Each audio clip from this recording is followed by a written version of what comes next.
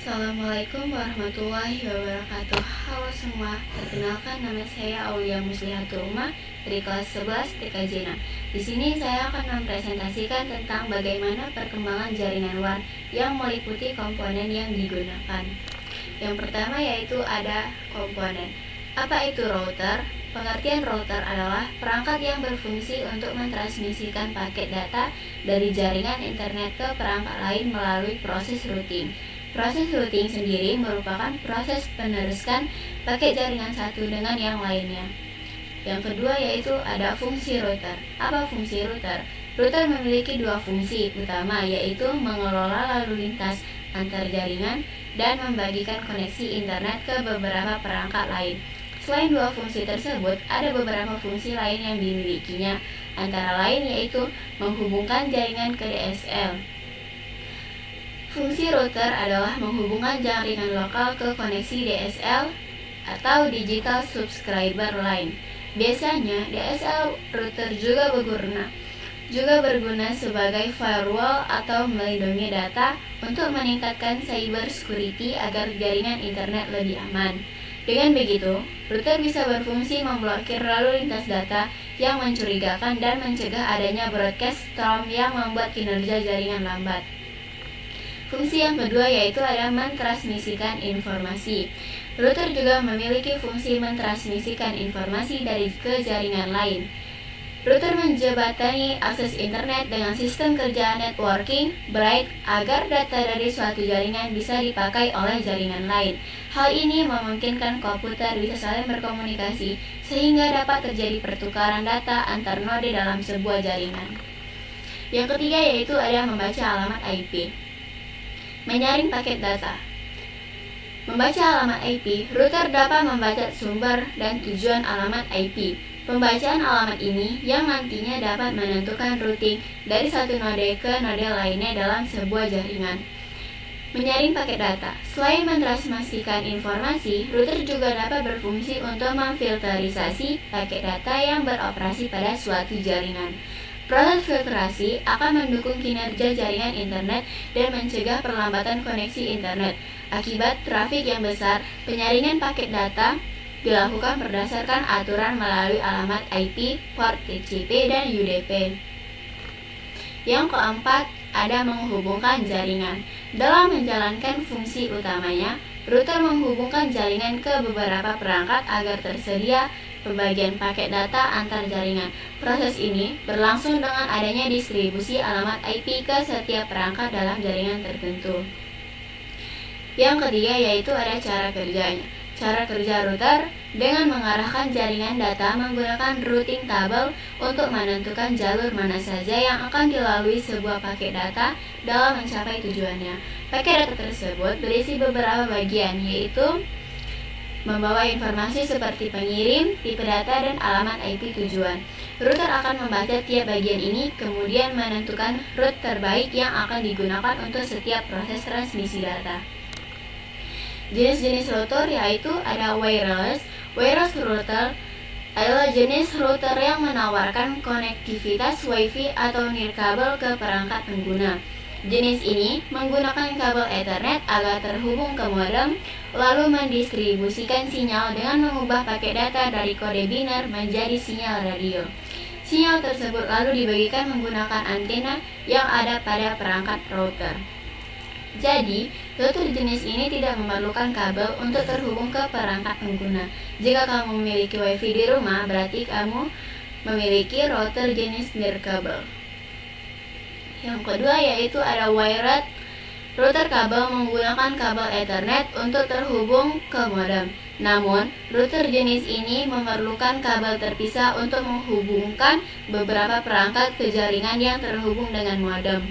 Virtual router. Virtual router atau vRouter memungkinkan komputer atau server menyalurkan paket data melalui aplikasi perangkat lunak. Jenis ini berbentuk perangkat lunak, namun tugas dan fungsinya sama seperti perangkat keras. Yang ketiga yaitu adalah care router. Jenis ini biasanya digunakan oleh proses dengan volume pengiriman paket data yang tinggi. Core router beroperasi pada inti jaringan dan tidak berkomunikasi dengan jaringan eksternal. Yang keempat yaitu ada Edge router. Jenis router ini bertugas untuk berkomunikasi dengan router inti dan jaringan eksternal. Sesuai namanya, edge atau ujung, artinya router berada di tepi jaringan dan menggunakan BGP atau Border Gateway Protocol untuk mengirim dan menerima data dari LAN dan WAN yang berada di luar jaringan. Selanjutnya yaitu ada kelebihan router. Kelebihannya yaitu mempercepat koneksi internet. Kelebihan utama dari router adalah dapat mempercepat koneksi internet. Yang kedua yaitu ada menyediakan keamanan. Router juga menyediakan keamanan bagi penggunanya, dapat mengamankan jaringan dengan menggunakan berbagai jenis protokol seperti WiFi atau WPA. Hal ini memungkinkan pengguna untuk mencegah akses yang tidak sah ke jaringan. Memungkinkan koneksi berbagai perangkat dalam suatu jaringan dalam sebuah rumah atau kantor. Pengguna dapat menghubungkan komputer, printer, dan bahkan televisi ke dalam jaringan tanpa harus menggunakan kabel. Yang ketiga yaitu ada memberikan kemudahan tukar data. Router juga memungkinkan tukar data antara perangkat yang terhubung ke dalam jaringan. Yang keempat yaitu ada menyebarkan virus ke perangkat lain. Yang kelima, dapat dipengaruhi kondisi lingkungan. Selanjutnya, mengalami konflik DHCP. Konflik DHCP terjadi ketika perangkat di dalam jaringan meminta alamat IP yang sama. Ketika hal ini terjadi, pengguna tidak dapat lagi terhubung dengan jaringan yang diperlukan pengaturan ulang alamat IP. Yang kedua selanjutnya yaitu adalah modem. Pengertian modem, modulator demodulator atau disingkat modem adalah perangkat elektronik yang digunakan untuk menghubungkan komputer, laptop, handphone maupun perangkat lainnya ke internet. Jika dijabarkan, modulator adalah sebuah alat yang memiliki fungsi melakukan proses modulasi atau memancarkan beberapa data pada gelombang atau frekuensi sinyal yang nantinya bisa dikirim ke penerima. Sementara demodulator adalah proses mendapatkan kembali beberapa data dari sinyal yang sudah diterima oleh pengirim. Fungsi modem yaitu ada mengubah sinyal digital ke sinyal analog atau modulasi. Modem yang pertama ini memang sudah diketahui semua orang, yaitu sebagai mengubah sinyal yang dinamakan analog atau modulasi. Fungsi yang satu ini memiliki peran yang sangat penting dalam menyambungkan perangkat ke internet. Yang kedua yaitu ada mengubah sinyal analog ke sinyal digital atau demodulasi. Fungsi modem yang satu ini dijalankan oleh modem penerima dan dikembalikan ke modem awal. Yang ketiga yaitu ada menghubungkan perangkat ke jaringan. Namun, seperti yang sudah dibahas sebelumnya bahwa sebelum bisa berkoneksi dengan jaringan, modem akan melakukan komunikasi dua arah terlebih dahulu, berupa proses modulasi dan demodulasi. Yang keempat yaitu ada memeriksa paket data dan komunikasi. Yang kelima ada kompresi data. Kompresi data bertujuan untuk mengurangi jumlah waktu yang diperlukan dalam mengirim data serta mengurangi jumlah kesalahan dalam sinyal. Cara kerja modem yaitu mengubah data digital yang ada di perangkat komputer menjadi sinyal analog atau modulasi. Kemudian, sinyal analog ini akan dikirimkan melalui jaringan telekomunikasi. Ketika sinyal analog tadi sudah sampai ke komputer, maka modem yang sudah ada di perangkat tujuan akan mengubah sinyal tersebut menjadi sinyal digital kembali atau demodulasi. Jenis-jenis modem yaitu ada modem kabel disebut sebagai perangkat broadband karena memungkinkan komputer berkomunikasi dengan penyedia layanan internet ISP melalui koneksi line-line. Yang kedua yaitu ada modem wireless. Modem wireless terhubung ke komputer tanpa memerlukan kabel. Yang ketiga yaitu ada modem dial-up. Jenis modem ini menghubungkan komputer ke internet dengan akses dari ISP melalui saluran telepon tradisional berbasis sirkuit atau PSTN, yaitu Public Switched Telephone Network. Yang keempat yaitu ada modem DSL. Modem DSL adalah Digital Subscriber Line, memungkinkan transmisi data melalui saluran telepon standar. Yang kelima yaitu ada modem satelit. Modem satelit adalah modem yang mahal dan tidak memerlukan saluran telepon untuk terhubung ke internet. Modem ini menggunakan teknologi satelit untuk mengirim atau menerima data. Yang keenam yaitu ada modem USB. Terdapat modem USB yang umumnya memiliki bentuk seperti stick atau flash drive. Modem ini dapat disambungkan ke komputer melalui koneksi USB. Modem USB menghasilkan koneksi internet dari kartu seluler yang sudah terpasang di dalamnya.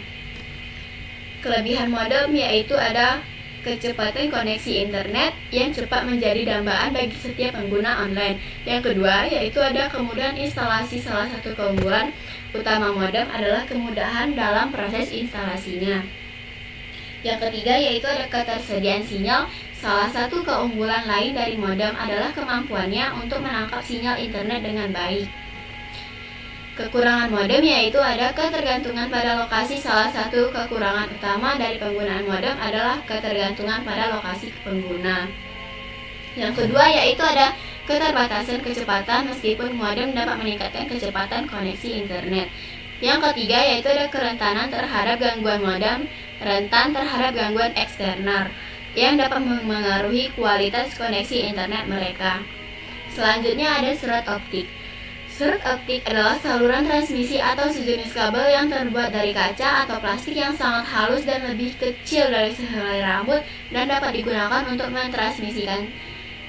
mentransmisikan sinyal cahaya dari suatu tempat ke tempat lain. Fungsi serat optik yaitu yang pertama ada core atau inti, yang kedua ada cladding atau selubung, yang ketiga ada coating atau pelapisan, yang keempat ada outer jacket atau jaket luar. Yang core atau inti menjadi bagian yang berperan sangat penting dalam fiber optik, yaitu untuk mentransmisikan cahaya yang tersusun dari plastik halus atau serat kaca. Yang kedua, cladding atau selubung. Cladding adalah bagian atau komponen optik yang berada di luar yang menggitari core dengan fungsi sebagai pemantul gelombang cahaya kembali ke intinya. Yang ketiga yaitu ada coating atau pelapisan. Dalam hal ini, coating umumnya terdiri atas berlapis-lapis plastik yang ditunjukkan untuk menjaga serat tetap kuat menyerap goncangan dan juga untuk memberikan perlindungan yang ekstra terhadap fiber. Yang keempat yaitu ada outer jacket atau jaket luar.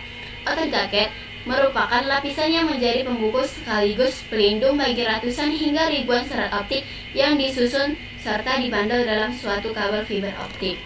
Cara kerjanya yaitu yang pertama data siap dikirimkan, yang kedua data dalam bentuk listrik, yang ketiga data kemudian diubah menjadi cahaya, yang keempat yaitu ada cahaya ditransmisikan dalam kabel serat optik menuju lokasi yang dituju. Yang kelima yaitu ada data dalam bentuk cahaya kemudian diubah kembali menjadi data elektrik.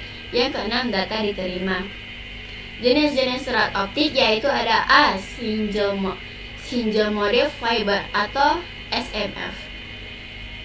Yang kedua B yaitu ada multi mode fiber atau MMF.